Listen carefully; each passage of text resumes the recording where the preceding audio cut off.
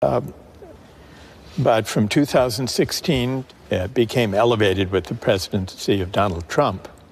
We've struggled more directly and more conspicuously, more frontally with the dark side, finding public expression. On the stage now.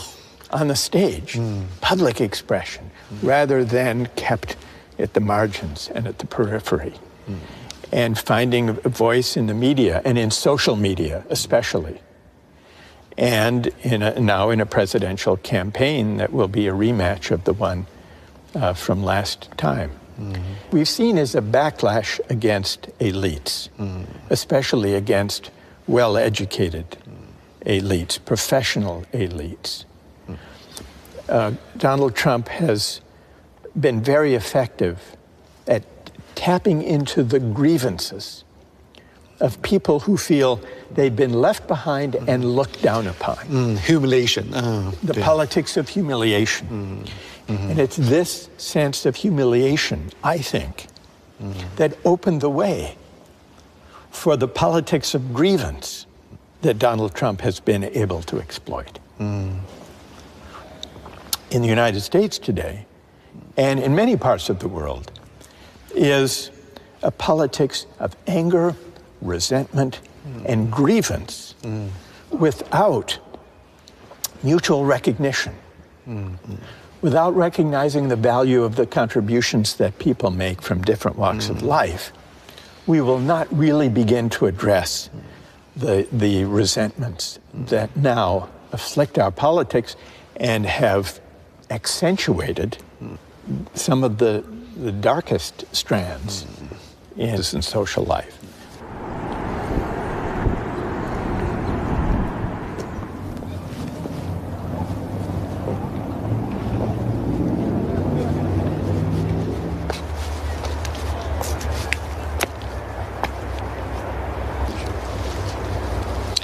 我想大家去国子监，在中国这个 meritocracy 是这么的受尊重。你知道梁启超他去那个访问澳大利亚的时候，因为澳洲人怎么理解他嘛？举人对他们就翻译成那个 bachelor， 就学士学位，他们的进士是翻译成 master degree， 然后他不是当过长沙实物学堂的那个总教习嘛，就翻译成 president of Hunan University， 翻译成。所以很逗，所以误读。我真的挺想带去看国子监的，这特别对着他这个写的书的感觉，加上拼音线。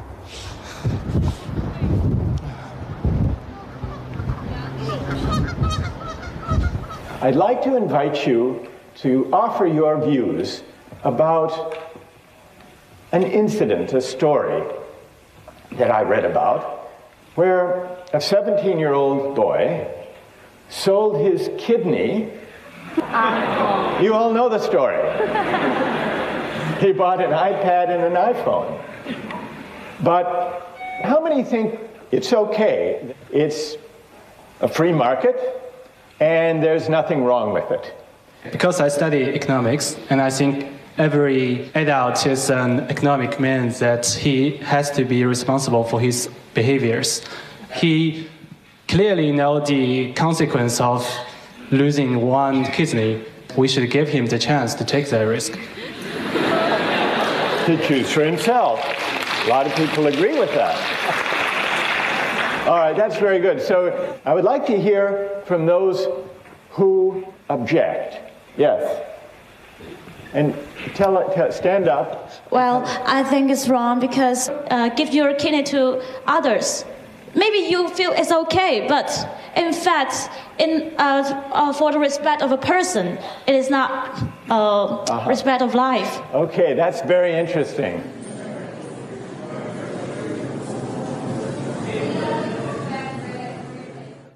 Even facing the same concept like justice. Yeah. You see the difference from different countries? Yes, yeah. It's prompted me to reflect on why there are these differences when I encounter them. When I had these conversations with young people in China in the 2000s, what struck me was, first, they did have very strong pro-market moral intuitions, as I mentioned. And I would put a lot of examples to students and to the audience, asking them whether they think this or that social practice should be governed by money or by other norms. So I put questions like this. What struck me was the moral intuitions about buying and selling were similar in the US and China. In Eastern Europe, it was similar. In Poland, for example. Most European countries, it was quite different. You think why? Why? Similar mentality? I think it's because, especially in the early 2000s, that China had experienced, the young generation had grown up with the market reforms. And it had been a period of tremendous economic growth. It's kind of freedom for them. Yeah, it was an expression of freedom and rising affluence, but especially of freedom. But at the same time, they were looking for meaning that markets could not provide. And so the search for meaning persisted even after the market triumphalist moment. And I think that one of the reasons that people were drawn to the Justice book was this sense that there are moral meanings that lie beyond markets and beyond economics. What do you think? Yeah, maybe we're facing two choices or different choices. We can't choose the best one. There are no best one. Just less evil. Just less evil one, maybe. But I wouldn't regard these as closed alternatives. I would ask a different question. How is it possible to combine the benefits of market arrangements and technological innovations with sources of meaning, deliberation, dialogue, reflection that can answer to higher human purposes and ends? Our mistake is not to use markets to organize economic activities. Our mistake is not to hope that technological innovations will deliver real improvements to the way we live our lives. Our mistake is the tendency to think that markets and technology by themselves can define human purposes and ends. They can't. And when we put too much faith in them, when they become a kind of faith, almost a kind of religious faith, markets and technology, then we're bound to be disappointed. And when the disappointment comes, the disappointment may take harsh, dangerous forms. So the situation is so complicated. What kind of solution we can provide? We try to build dialogue, but very difficult. I think we need to focus less on arming people for meritocratic competition and focus more on contending with inequalities of income and wealth, but also inequalities of honor, recognition, and esteem. And this means we have to renew the dignity of work. We have to broaden our conception about what counts as a valuable contribution to the common good. And we need the kind of class-mixing institutions in civil society that will lead us to encounter one another, to be in one another's presence, not only on our phones, all the more so when our societies are divided and polarized, because the people we encounter tend to be people only like ourselves. We need to overcome that. But every solution, every theory always has its own flaw. Yeah.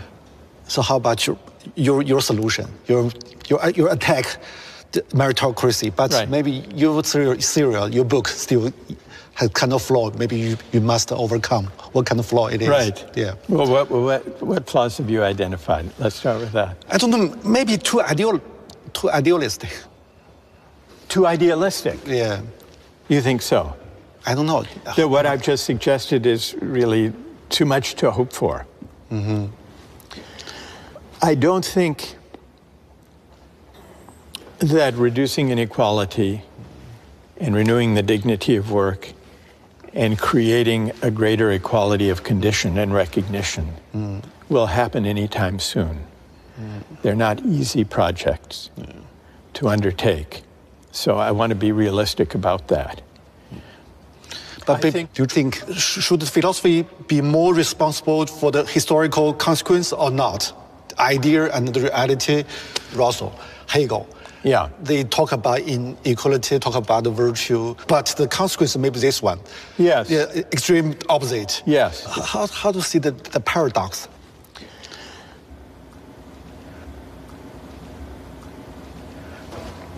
If one thinks, and I, as I do,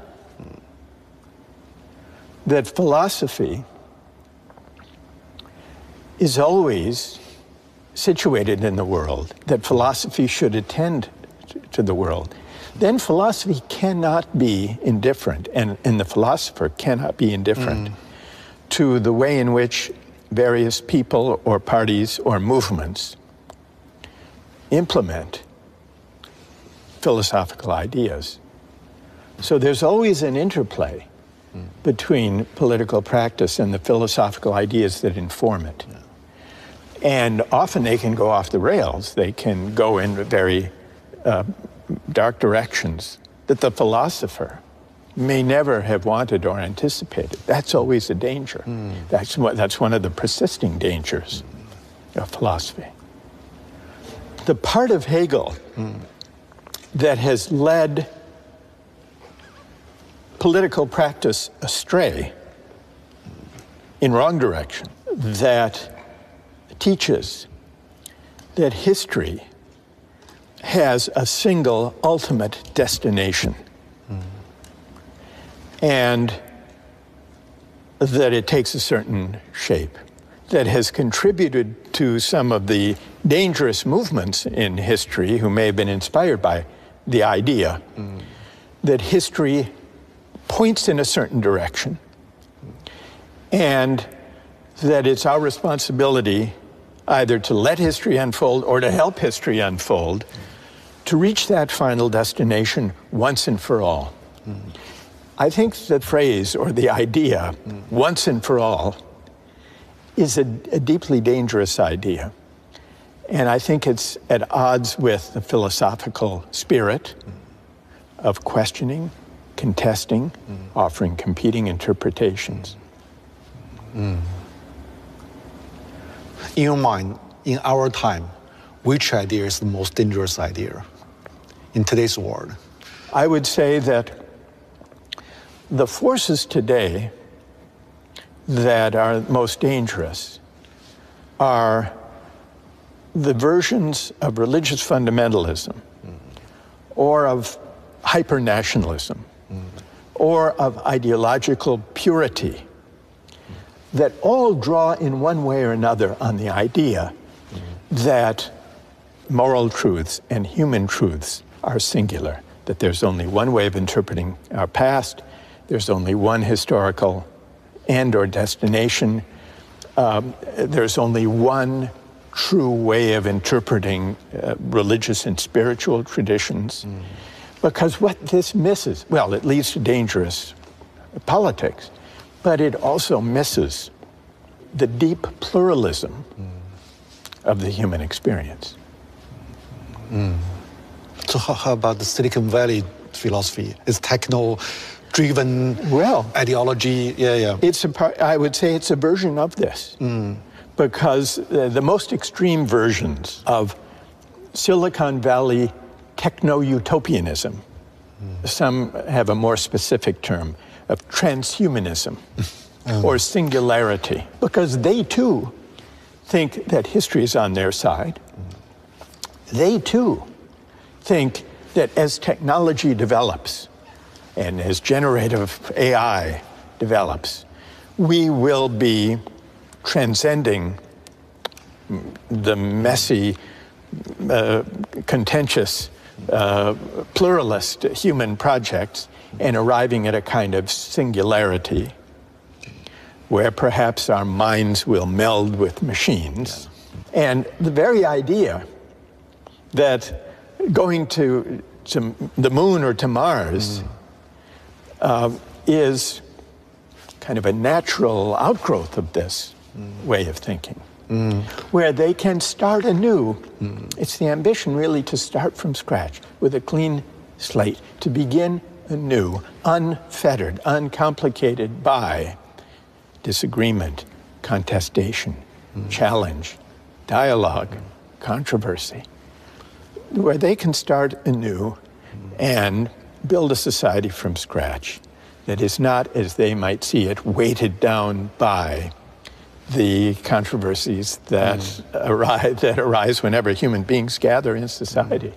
So there is something, it's fantastical, but it's also dangerous and hubristic, because it implies that they are the avatars, they are the pioneers, the initiators of this new frontier that breaks free from the messy need to negotiate, to discuss, to disagree, which is essential to the human experience.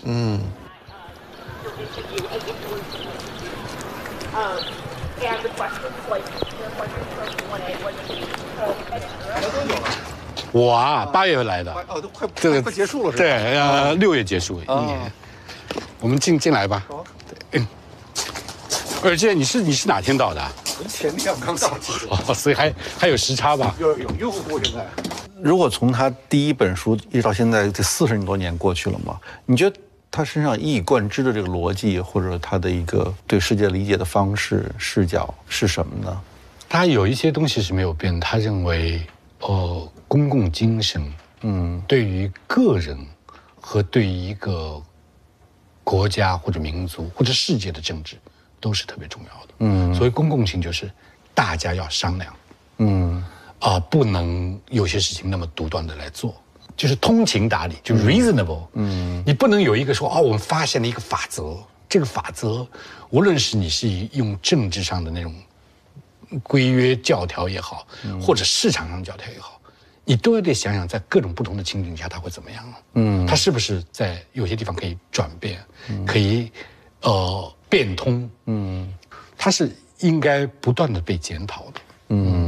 但我们的教育特别容易给我们这种思维方式，对，像绝对主义和相对主义这样的问题，你没有办法用一个完全的论述，来给出一个好的答案，但是只要我们回到生活的场景里、情景里，更好的方式总是有可能的。那么就让我们去找那个更好的方式。我们不要总体性的解决问题，对，要回到非常具体的这种状态里。当然，这个具体的问题，我们会有一些哲学的想法，一直能够启示我们去探索。大家相互讨论啊，理性的推论啊，它是一套生活方式。如果真的有这套生活方式，让我们寻求更好的办法，总是有可能的。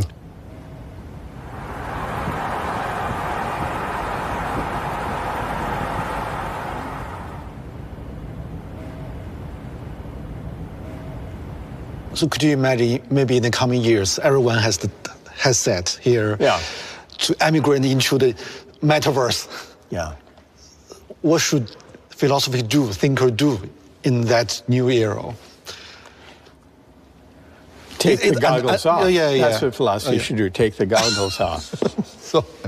So it would be the mission of philosophy in a metaverse, if it ever came to be, would be to try to take or persuade people to take those goggles off, to imagine a world in which the line between what's virtual and what's real. Yeah, blurred. Yeah, blurs to the point of vanishing. And here's the question. Would such a world be recognizable as a human world? A world in which we had lost even, where we no longer cared even to ask the question, how to locate the line between the virtual and the real. And I think the deepest threat in human terms posed by the age of AI is that we will confuse virtual community and connection with the real thing. And that would represent a great loss. How to fight with the trend or deal with the trend? It seems unstoppable. You think it seems unstoppable? It seems, yeah. I'm not why, sure. Well, it's worth asking, in figuring out how to stop it, it's worth asking why it seems unstoppable. Why do you think? Because too less true debate and, discussion about it. Most people just follow the trend. Right. Yeah. But if I could feel and believe the connection I have through my phone, scrolling and swiping and texting and posting, that connection to people half a world away is the same as valuable as my personal connections to family, friends, neighbors, classmates. Yeah. What would you say to them? I don't know. Or why would that represent a loss, I guess is what I'm asking. Why would that represent a loss? Yeah. I'm curious about you because, my phone. Yeah. It's the most intimate things we have. We touch intimate. Very intimate. Right. You spend more time with it. Yeah. Yeah. And even through the social media, you talk with so many people. I think sometimes, even most time, because friends live different places. Yeah. We through it, but still feel kind of very intimate. Yeah. The similar with me. Intimate. Yeah, face to face. Right. So it's a new community. But I'm not so sure about it's less important than the more concrete communities before or the similar. I'm so confused about it. So how to understand it, the change? Yeah. Yeah. Yeah. Well, and let me ask you this question. Since we're talking about intimacy. Yeah. Intimacy is an important aspect of this. Yeah.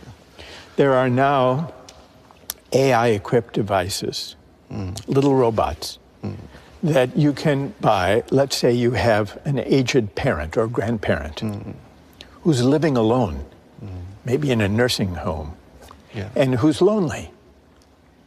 And you visit them from time to time, but you can't be there every day. You can buy one of these robotic companions, and the robotic companion will carry on a conversation with your loved one, your grandmother, let's say. And let's suppose that your grandmother comes to regard that robotic AI-driven companion as a friend, as an actual friend, sharing intimacies, asking advice. And suppose that this relieves the loneliness of your grandmother and makes her happier. She considers this her friend. Would that bother you, or would you welcome that? Welcome. You would welcome it? It doesn't bother me. Yeah. It doesn't bother you at all? Maybe not at all, maybe a little, but I accept it. You would accept it, but what's the little that bothers?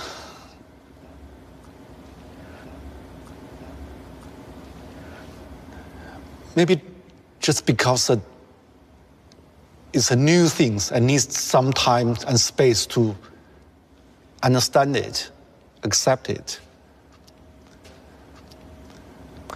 But if your this goes back to what we were discussing about the virtual and the actual and the real.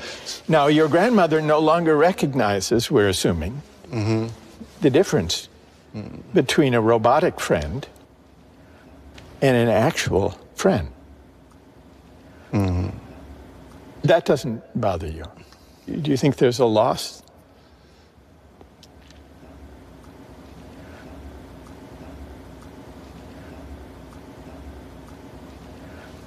I think the new friend, the toy, is friend of her. Because some books are friends, even it's just papers. Books. Yeah.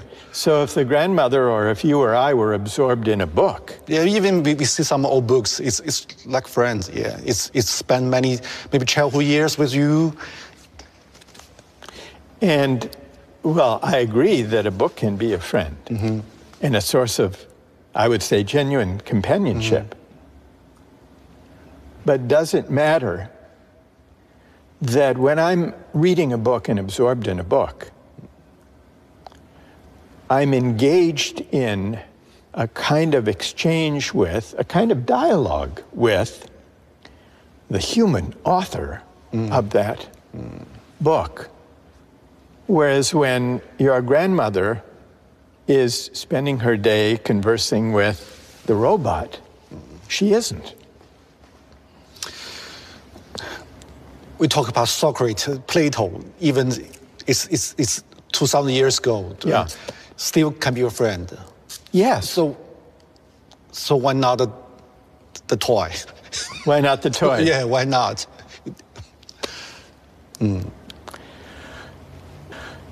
Because it's a machine. Yeah. Because can it engage in dialogue? We've been talking a lot about dialogue. Yeah.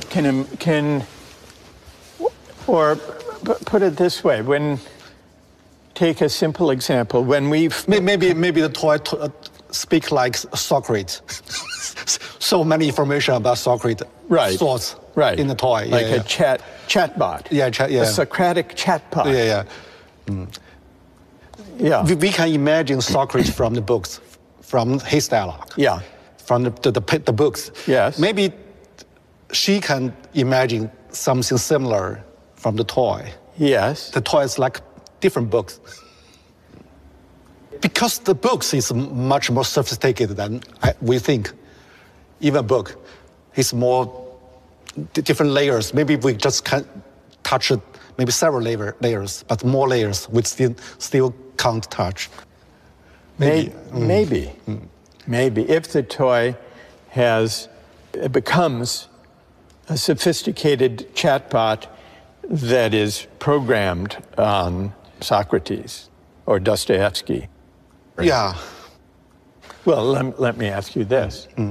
Suppose your grandmother passes away, but she has left all of her digital data, all of her emails, all of her social media, recording of her experiences, and created a digital avatar using machine learning so that you're mourning the loss of your loved one, but you can still carry on conversations with her, and so can your children, and so can their children with their great-great-grandmother, and ask her advice, can introduce her to a new boyfriend or girlfriend, ask her opinion. Now, in principle, machine learning, AI-generated chatbots, as they become perfected, could provide a kind of virtual immortality, in which case the line that's being blurred is not only between the virtual and the actual, but between living and not living. What about that? Would you want to speak to the virtual digital avatar of your great-grandmother? Maybe I will, I guess. I would. Because because in those days we see picture of them. Yeah. Their letters. Photo. Read their letters. Yeah. And remember them. Yeah, it's still kind of dialogue with the photo, with the letters. Yes. It is a kind of dialogue. Yeah, yes.